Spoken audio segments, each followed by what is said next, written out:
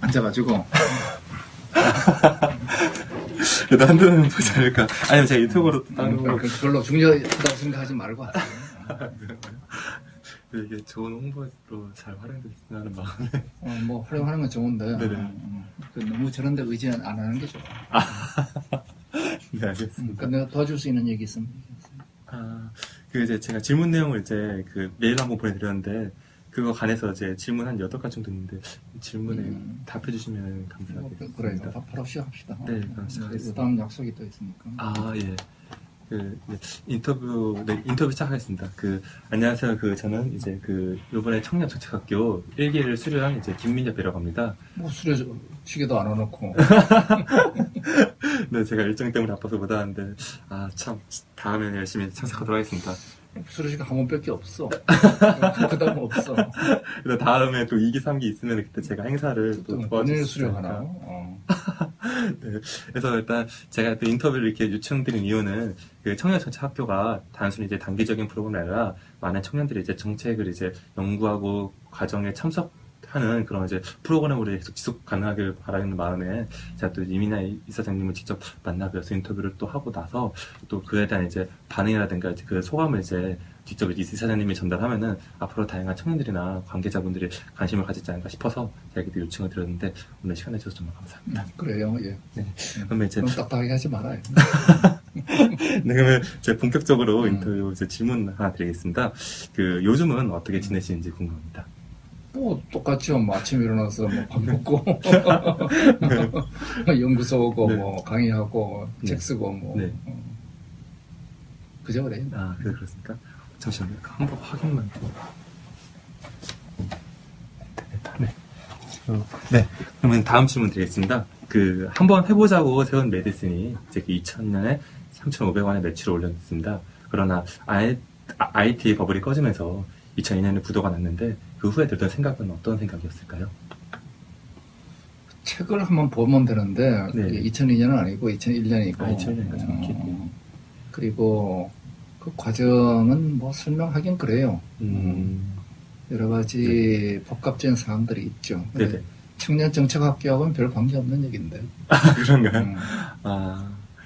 이게 그거를 이제 계기로 해서 또 왜 정책의 이제 중요성을 이제 알게 되었는지 그런 거에 좀 이제 흐름으로 제가 물어봤는데요. 그 다음으로 이제 또 제가 질문 드리겠습니다. 그러면 인생을 살면서 포기하고 싶은 순간이 많았을 것 같은데. 전혀 그런 적 없죠. 인생을 왜 포기해? 또 창업에 또 실패하시고. 창업은 지금도 계속 창업하고 있는 거고, 내가 창업하는 회사가 100개인데, 실패는, 네. 그 모든 창업의 실패란 얘기는 적합하지 않죠. 우리가 혁신의 안전망이 창업의 기본인데, 그 실패는 성공으로 가는 과정이지, 결과로 보면 그건 잘못된 거죠. 지금 또 메디슨에서 스피노프하는 회사들 100개, 그 중에서 18개는 이미 상장했고. 그런데 그럴 때마다 또 원동력이 또 있으시지 않으십니까? 내가 이렇게 자기들이 잘한 거지 뭐. 또 이민아 이사장님이 또 포부가 있어서. 그렇게 세상은 포부로 이루어지진 않아요, 다. 결국 세상에 필요한 일을 하면은 뭐 기업은 기회가 있는 거고. 그러니까 가치를 창출하고 분배하는 과정이 늘 순환되는 거니까. 내가 정말 세상에 필요한 일을 만들어내면은 지속성이 있을 수 있고 못 만들면 안 되는 거고. 그러면 이제 다음 질문 드리도록 하겠습니다. 정책에 대해 중요성을 알게 된 계기는 언제부터 했는지. 정책은 언제나 중요하지 않아요? 또 원래 적극적으로 이제 정책 안에 이제 실현시키고 싶은 마음이 언제부터 계기가 있었을까 궁금했습니다. 글쎄요, 사업을 하다 보면 누구나 다 정책에 관심이 생길 텐데. 그러니까 95년도에 벤처기업 협회를 만든 그거 자체가 개별 기업의 문제가 아니고 산업 생태계 문제라고 보고 그래서 개별 기업의 각계약점 가지고는 뭐 시장의 문제나 자금의 문제나 풀 수 없으니까 기업 전체의 의견을 모아서 풀어야 되겠다 해서 만든 게 벤처기업 협회고 벤처기업 협회가 주도해서 만든 게 벤처기업 특별법이고 뭐 정부가 만든 게 아니에요. 그다음에 코스닥도 우리가 주도해서 만든 거고 중기청은 그 이후에 만들어진 거니까. 그 일련의 과정들을 다 우리가 만들어 간 거죠. 그 언제부터 정책에 관심이 있었느냐. 네. 사업할 때부터 다 관심이 있는 거 아닌가. 아무래도 사업하면서 그때 막히는 규제들이 많으니까 그걸 이제 개선시키고자 많이 노력하신 거고 그 중에 하나가 협회 시작을 하신 거네요. 그렇지, 협회를 만들어야지 네. 공통된 문제를 풀 수가 있죠. 그래서 이제 그 양대 문제를 모은 게 네. 벤처기업 협회, 네. 그 다음에 벤처기업 특별법, 네. 포스닥, 네. 뭐 이런 일련의 일들이죠.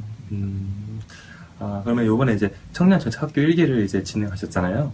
이제 그거에 대해서 이제 어떤 것을 느끼셨는지 궁금합니다. 청년들이 잘생겼던데 뭐. 다 잘생기고 이쁘고. 네. 그 잠재 역량을 발휘할 수 있는 기회가 별로 없었죠, 청년들이. 네. 그리고 세상에 불신들이 많이 있었어요. 늘 이념이란 거는 네. 세상의 본질이 아니고 네.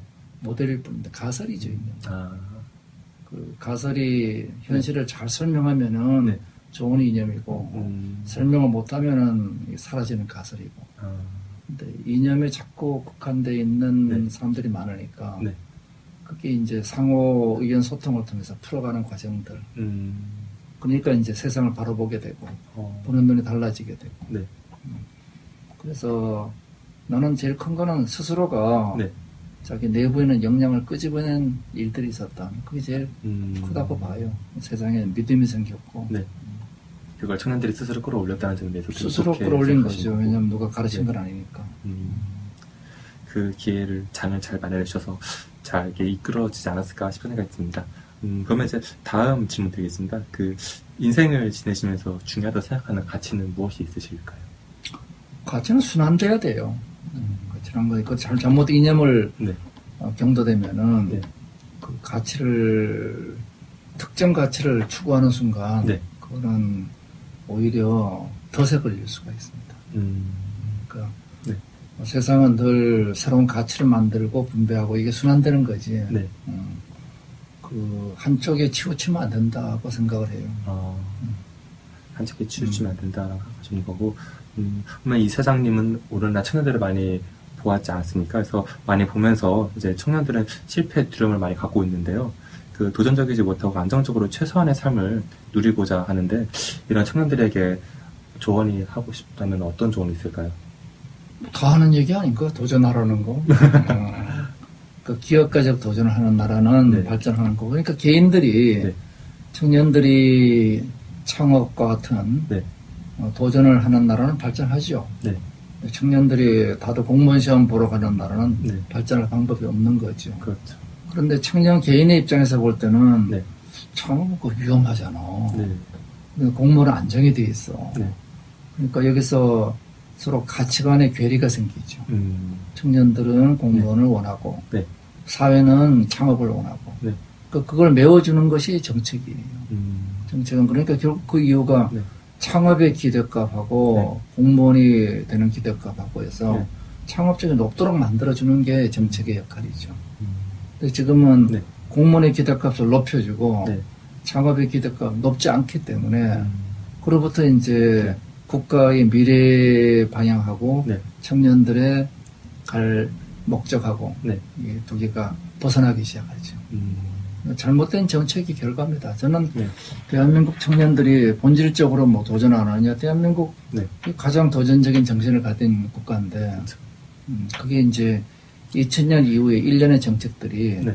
창업 정신을 죽여왔어요. 그게 이제 실패에 대한 지원을 안 해주고 그 다음에 문제를 만드는 것에 대해서 네. 굉장히 두려워하기 시작했어요. 그러니까 뭔가 새로운 일을 하면 네. 그러니까 기본적으로 새로운 일을 하면은 실패가 있을 수 있죠. 네. 실패를 지원하지 않고 자꾸 실패를 문제 삼는 쪽으로 가다 보니까 그러면 안정된 길로 가는 게 제일 좋다는 생각하게 되고 뭐 이런 일들입니다.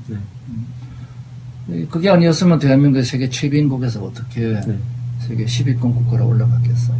다 과거 청년들이 도전했기 때문이죠. 네. 결국에는 그런 청년들의 도전 의식은 굉장히 강한데 그것이 제도적 뒷받침에 따라가지 못하고 있다라고 이제 정리하면 될까요? 제도가 잘못 운영이 된 거죠. 맞습니다. 그래서 사실 저는 그에 대한 문제로 제가 하나 또 짚고 싶은 거는 또 우리나라 또 창업 교육이라고도 하면은 너무 이런 위주의 또 교육이 많고, 그래서 실질적으로 이제 매니지먼트하고 지속적으로 이제 팔로 개척까지 해주는 그런 이제 지속 가능한 이제 교육이 있는데, 아직 거기에도 한참 뒤처지지 않을까 싶은 것들이 또 있습니다. 창업 교육은 매니지먼트라든지 팔로 개척, 그게 필요하긴 하지만 그게 중심은 아니에요. 그러니까 새로운 창업이라고 하면 남들 하는 걸 똑같이 따라하는 건 창업이 아니에요. 새로운 일을 하고 새로운 가치를 만들 수 있어야 되죠. 그러니까 과거에 없던 일을 해야 되죠.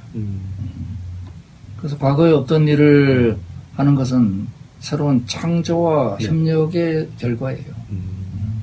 그거를 답이 있는 일을 우리가 뭐 이렇게 하면 뭐 영업이 잘 된다, 마케팅이 잘 된다, 그거 가르치는 게 창업교육이 될 수는 없는 거예요. 정답이 길이 있는 길이 가는 게 아니고 길이 없는 길을 가는 거죠. 길이 없는 길을 가야 되고 그것을 개척해야 된다. 그렇죠. 그 가다 보면 넘어질 수도 있고 다칠 수도 있고 그건 스스로 또 일어나야 되는 거고 일어날 수 있게 해주는 거지. 그걸 자꾸 도와주기 시작하면 애들도 보호하는 애들은 나중에 크게 못 됩니다. 스스로 넘어지고 엎어지고 하면서 자라야지. 결국 너무 이제 관리하고 지도하는 것보다도 스스로 이제 깨우치고 스스로 이제 개척해 나가는 것이 더 중요하다고. 청년정책학교에서 해봤잖아요. 그게 강의보다 토론이 더 중요하다는 걸 느꼈을 거고. 스스로 깨치는 과정들이니까. 그러면 이제 마지막 질문 드리겠습니다. 그 앞으로의 계획이 어떻게 되실까요? 앞으로의 계획 같은 거는 누구나 있죠. 누구나 있죠. 근데 많으실 것 같습니다. 그런 질문은 제가 거의 적절하지 않고. 그런가요? 적절하지 않고. 우리 대한민국 청년들이 계속 도전하고 커나갈 수 있는 청년정책학교가 이제 세포 분열을 해야 돼요. 왜냐하면은 여기서 25명 가지고는 아무것도 아니고 이들이 100명이 되고 1000명이 되고 10,000명이 돼줘야 되니까 그 세포 분열 과정이 난 제일 중요하다고 봅니다. 세포 분열 과정. 그러면 이상으로 인터뷰를 마치도록 하겠습니다. 바쁜 시간 내주셔서 감사합니다. 그거 너무 딱딱하게 하지 말아요. 그럼 어떻게 좀 자연스럽게 풀어갈지가 고민돼서.